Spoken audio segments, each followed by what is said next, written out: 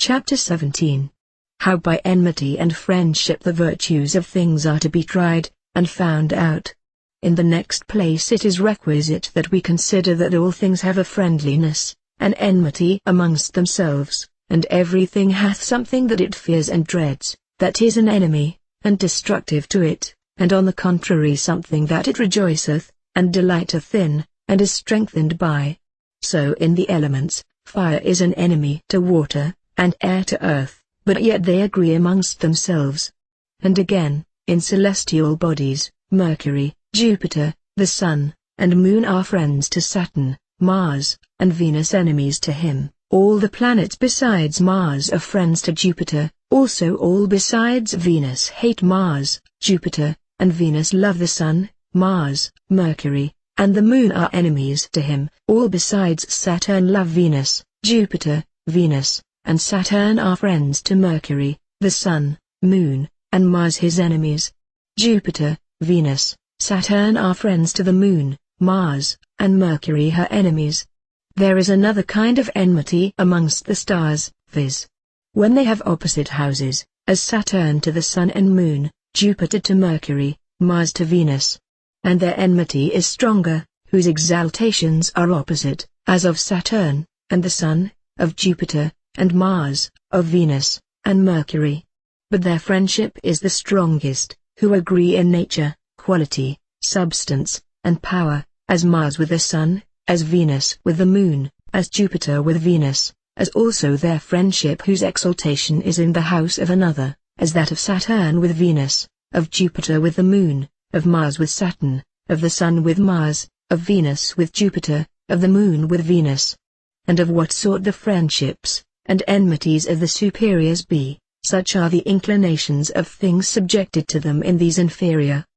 These dispositions therefore of friendship and enmity are nothing else but certain inclinations of things of the one to another, desiring such and such a thing if it be absent, and to move towards it, unless it be hindered, and to acquiesce in it when it is obtained, shunning the contrary, and dreading the approach of it, and not resting in, or being contented with it. Heraclitus therefore being guided by this opinion, professed that all things were made by enmity and friendship. Now the inclinations of friendship are such in vegetables and minerals, as is that attractive inclination, which the lodestone hath upon iron, and the emerald, upon riches, and favor, the jasper upon the birth of anything, and the stone achates upon eloquence. In like manner there is a kind of bituminous clay that draws fire, and leaps into it, wheresoever it sees it, even so doth the root of the herb, aproxis draw fire from afar off. Also the same inclination there is betwixt the male palm, and female, whereof when the bough of one shall touch the bough of the other, they fold themselves into mutual embraces, neither doth the female bring forth fruit without the male. And the almond tree, when she is alone is less fruitful. The vines love the elm, and the olive tree, and myrtle love one the other, also the olive tree, and fig tree. Now in animals there is amity betwixt the blackbird, and thrush, betwixt the crow, and heron, betwixt peacocks, and pigeons, turtles, and parrots. Whence Sappho writes to Faun, to birds unlike oft times joined are white doves, also the bird that's green, black turtle loves. Again, the whale, and the little fish his guide are friendly.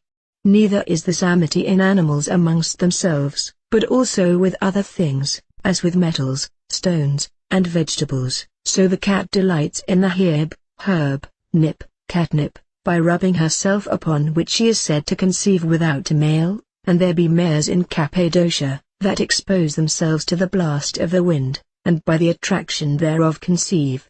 So frogs, toads, snakes, and all manner of creeping poisonous things delight in the plant called parflower, of whom, as the physicians say, if anyone eat, he shall die, with laughing.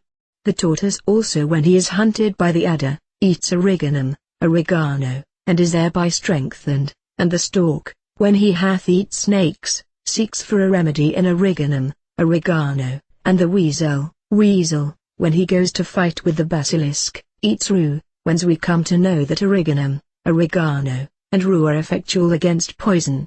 So in some animals there is an inbred skill, and medicinal art, for when the toad is wounded with a bite or poison of another animal, he is wont to go to rue, or sage, and rub the place wounded, and so escapes the danger of the poison.